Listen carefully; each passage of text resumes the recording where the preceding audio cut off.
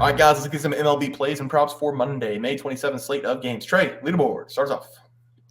Yeah, guys, we good old-fashioned sweep of the board. I gave out the Nerfy in the Orioles versus White Sox game. There was 0 runs scored in the first inning, 0 hits allowed in the first inning. It was beautiful.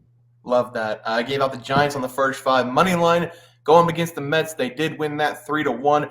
Thought it was funny, though, because Logan Webb, he gave up a run, but it was not earned, but he caused the error. So I'm not sure how that works for his earned runs, because if he didn't cause the error, they wouldn't have scored. But anyway, doesn't matter. We won 3-1 on the money line. Trey, let's go to the props. Have you start us off? Yeah, guys, I am 1-0 here. Hopefully going to finish at 2-0. My winner was Corey Seager over 1.5 total bases versus the Twins. I should have given out over 1.5 total home runs because he hit 2 home runs in this game. And Kyle Bradish, I have under 4.5 total hits allowed. We're in the top of the 7th inning, boys, and Bradish, 0 hits allowed. If he gets a no-hitter, maybe, I don't know. Maybe I'm a god or something. Who knows? Yeah, I've got a 2-0 day here. Jose Ramirez, he drew a walk in the second at-bat going up against the Angels. Cashed that one there over half a walk. And then pitching prop Chris Sale, over 7.5 strikeouts going against the Pirates. He finished with 8. Plus 145 or plus 150 at plus 9 strikeouts, and then plus 8 strikeouts was like minus 127. So took the 8 strikeouts. Chris Sale, he did have 8 strikeouts. Wasn't his best performance, but we take the 2-0 day. Trey, let's go to the plays for tomorrow. Have you start us off? Yeah, guys, I'm going to be talking about this Los Angeles Dodgers going up against the New York Mets game. And I think this one is going to be a pretty fun one to watch. That is, if you enjoy watching runs being scored. I'm going to take the over here of the 8.5 total runs. Just whenever we look at these two pitchers that we have, I think both batters are going to have some fun in this one. The Dodgers, they're throwing out Gavin Stone. Stone, he has a 4-2 record with a 3.6 ERA paired to 1.3 WHIP. And Stone, he's had a kind of up and down sophomore season so far in the major leagues because he's ranked in the bottom 15% of the major leagues when it comes to expecting batting average allowed. And the Mets, they're throwing out Tyler McGill here. And McGill, he has an 0-2 record with a flat 3 ERA paired to 1.33 WHIP. And McGill, he's only pitched in 2 games since he's returned from his injury, and he's just not looked all that good. Last season, I was cashing on a lot of bets whenever I was fading Tyler McGill, and I'm kind of doing the same here with taking the over, but I expect both these pitchers to allow 6+ runs in this game, and then we just need 3+ from the bullpens, which is easily doable because both bullpens, they allow an average of 6.85 earned runs a game, and if they pitch about, a third of the game, that is about 3 runs allowed. So I have a lot of confidence in this play, especially whenever you factor in both offenses that score a combined 9.25 runs per game, which is already over this number. And whenever we factor in the pitchers that we have, we should be feeling good. So give me the over 8.5 total runs in the Dodgers versus Mets game. Yeah, I'd like to play there for you. For my play today, I'm going to be looking at the Cleveland Guardians traveling to take on the Rockies. Austin Gober is going to be on the mound for the Colorado Rockies. And while I do think he's a solid pitcher and I love the guy, I've got to bet against him in this game. I'm going to take the Cleveland Guardians in this game. Money line on the first 5 as the play. Can we get a check on that line real quick? FanDuel does not have it. I'm going to see if DraftKings does. Okay. Well, they're minus 144 money line. Let's just do first 5 for right now. I'm going to talk about Austin a little bit, but we're going to start with Zxavion Curry for the Guardians, who's going to get the start in this game. We have seen him only a couple times this season. He's been decent. He's coming into this game with a 1.93 ERA, and in 2 starts, he's only given up 2 runs. He's coming off a game against the Mets where he gave up 7 hits, but he only allowed 2 runs in that game, getting himself out of some jams, and he also had a great game against the Boston Red Sox. He went 5 innings. He gave up 2 hits, no runs in that game. He's going to let his defense play in this one because he really doesn't strike out a lot of people, and he only has 5 total strikeouts on the year going 9+ innings. I think he's going to be able to shut down the Rockies just a little bit, maybe not a complete shutout through 5 innings, but less than 2 runs would be efficient enough because Austin's going to give up a couple runs at home in this game. Austin Gomers has come into the Rockies in 2022. He's always been very good on the road and poor at home, which is understandable because he plays for the Colorado Rockies. This season has been very good with a 2.76 ERA, but whenever you look at the away stats for him, he has a 2.30 ERA on the road, and he has a 3.14 ERA at home. The numbers this season are a little bit better than last season. Maybe it's just because we're too early in the season, but last season's numbers were way lopsided whenever he was pitching at home. The last time he was at home, he gave up 2 runs to the Rangers, and the game before that at home, he gave up 4 runs to the Astros. It just feels like every single time he's at home, he gives up at least 2+ runs. I think Curry, he's playing well enough, pitching well enough for him to keep the Rockies in a low number, and then hopefully the Guardians continue the trend of Austin pitching poorly at home, putting up a couple runs in the first 5. So I'm going to take the Guardians here on the first 5 as the play. Trey, let's go to the props. Have you start us off? Yeah, guys, I'm going to go with J.P. Crawford here, and I'm going to take him to go over 1.5 hits plus runs plus RBIs going up against the Astros.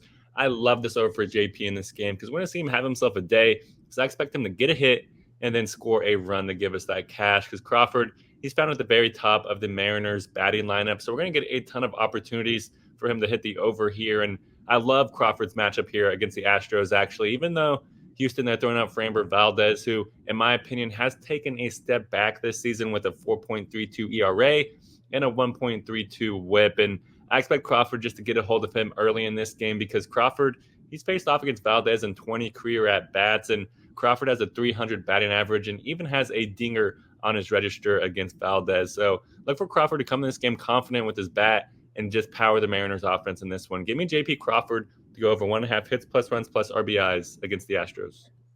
Yeah, Trey, I like to play there for you. For my batting prop, give me Alec Bohm of the Philadelphia Phillies to go over 1.5 bases going up against the Giants. Bohm's going up against Blake Snell early than the bullpen of the Giants, but I like him here especially going up against Blake Snell because Blake has been bad on the year. I'm going to be giving him out as my player prop for the pitching side, but his numbers, they've been horrible this season.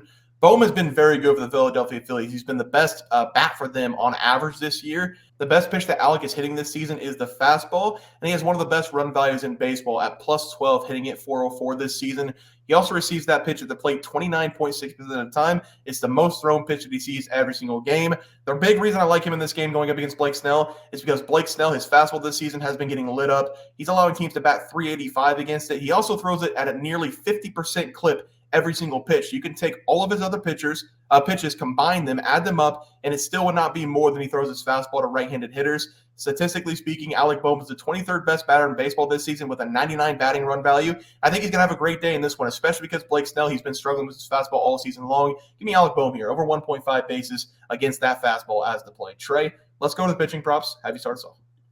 Yeah, guys, I'm going to go with a guy that Bear already talked about. Give me Zxavion Curry to go over 3.5 strikeouts versus the Rockies. I love this over for Curry in this game, even though we've only seen him pitch a couple of times this year, because through 2 starts, Curry has a 1.93 ERA paired with a 1.07 whip. So in the limited action he does have, he has been absolutely effective on the mound. And Curry, he's only averaging 2.5 strikeouts per game, though, which is under this number. But whenever we look and see how Curry has been pitching, he's pitching well. I expect him to pitch deep in this one, and that's going to allow him to accumulate some strikeouts. And that's because of his matchup versus the Rockies. Colorado, they have absolutely zero plate discipline because so far this year, they strike out an average of 9.53 times per game, which is the 4th most in the major league. So I think we're going to see Curry pitch 5+ innings in this game, maybe get a strikeout per inning, and just smash this over for us. Give me Zxavion Curry to go over 3.5 strikeouts versus the Rockies. Yeah, Trey, I'd like to play there for you. For my my pitching prop, I'm going to take Blake Snell in that Philadelphia Phillies game to go over 2.5 earned runs. Last season, Blake Snell was one of the best arms in baseball, having a 2.25 ERA. He struck out 234 people in 180 innings. He collected 14 wins. He has always had a problem, though, with his control, walking some people, which is why he doesn't go very deep in these games. But he was a very highly looked-at guy in the offseason. Whenever the Giants got him, I thought he was going to be really good. He still has potential to be good this season, but so far, he's got an 11.40 ERA and an over 2 whip, which is absolutely horrendous. It's sitting at 2.07. He's only been able to go 15 innings this season, and in those 15 innings, he's given up 19 runs and 22 hits. His walks are still up this season as well, giving up 9 over 4 games. And whenever you watch him, you can just tell his control's not there. His mechanics are way off. And his fastball, again, the worst pitch that he throws this season, he's throwing it at a 50% rate. If you're throwing a pitch 50% of the time, you better make sure it's a good pitch. And it's not this season. Teams are absolutely killing it. You don't want to give a fastball to Kyle Schwarber, Bryce Harper, Alec Bohm. Those guys are going to absolutely tear you up. The Phillies are already a top 5 hitting team this season in every single major category. I just don't think Blake Snell, with the way he's been struggling on the mound, is going to do any better in this game against a top hitting team in baseball. Give me him over 2.5 runs as the play. Trey, let's go to the graphic. Have you start us off? Yeah, guys, I gave out the over 8.5 total runs in the Dodgers versus Mets game. I feel like we're going to see a lot of runs being scored with these 2 offenses, and especially with these 2 pitchers that we have. Also going with JP Crawford, over 1.5 hits plus runs plus RBIs against the Astros. He loves going off against Framber Valdez. Crawford, he's at the top of the Mariners lineup, so I love that. And lastly, Zxavion Curry, over 3.5 strikeouts versus the Rockies. He only averages 2.5, but I think we're going to see him have a little bit of an above-average day going up against the Rockies.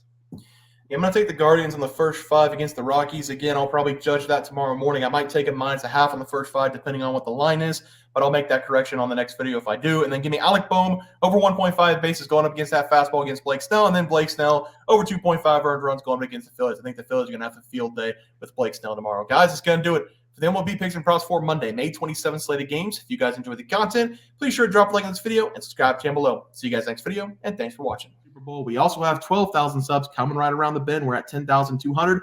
We're going to give away 2 tickets to anybody to any game they want. NBA, NFL, college basketball. It doesn't matter. We can wait until the new season for NFL. Any game you want to go, whenever we get to 12K, we're going to have that giveaway coming up as well. Leaderboard.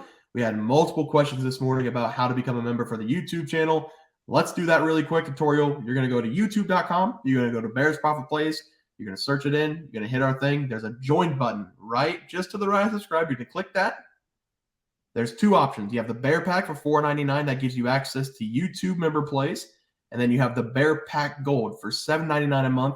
That gives you access to our member plays on YouTube, and it gives you a 1-month membership to our website, bearsprofitplays.com. So if you get the Bear Pack Gold, you save yourself $2 a month, a little bit cheaper if you want to do that. But that is the tutorial for anybody that needed it. We had multiple questions today through email about how to do it, and it wasn't working. But if you want to know, there it is right there. Trey,